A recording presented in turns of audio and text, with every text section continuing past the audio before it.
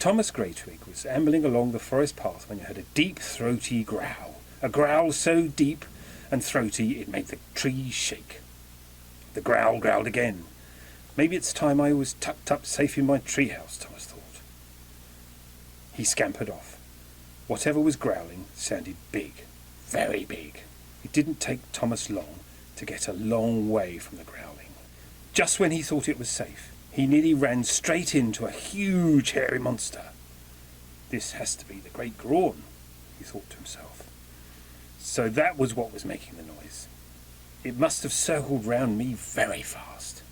The monster had 4 trunk-like legs, 2 massive furry arms, and an enormous mouth. This was full of teeth, hundreds and hundreds of needle-sharp teeth. The Great Grawn sniffed Thomas, as if smelling whether he would be good to eat. Thomas, shivering with fear, said, "You're not going to eat me, are you?"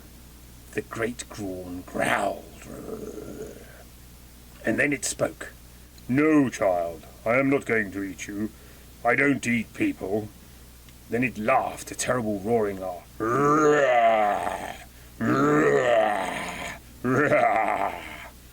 The Great Grawn smiled at Thomas. "Would you like to ride on my back?" Thomas didn't know what to say, so he just nodded. "Come on, then." The Great Grawn gently lifted Thomas onto its back. Riding on the Great Grawn's back was terrifying and exciting. The fur was soft, but the huge monster was scary. Very scary. Before long, the Great Grawn, with Thomas perched on its huge back, came out of the forest. They could see an old fairy hill up ahead.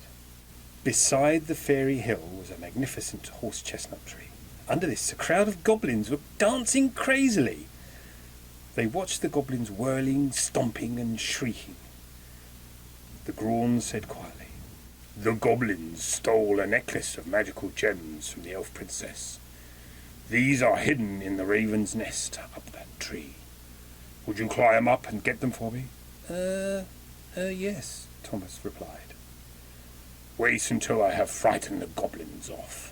The Great Grawn pulled itself up to its full height and roared. Roar! It roared so loud half the goblins fell over. Then it leapt forward. Thomas hung on for dear life. The Great Grawn roared again. Roar! As it leapt at the goblins, they scattered, chittering and chattering with fear. "Quick, quick, up the tree," the Great Grawn said. Thomas grabbed a branch and swung up into the tree. He quickly found the raven's nest right at the top. In it, a great black raven perched. "Quack," it said. "Could I please have those milky gems?" Thomas asked politely. "Quack, quack," the raven said. And then, in a creaky voice, "Why should I give them to you? I am guarding them for the Goblin King." "So I can return them to the elf princess." "Quack, I didn't know they belonged to her. Take them to her at once." The raven croaked again, "Quack," and flew off. "Thank you," Thomas called after it. There were many bright and shiny things in the nest. Thomas wisely only took the string of beautiful milky gems.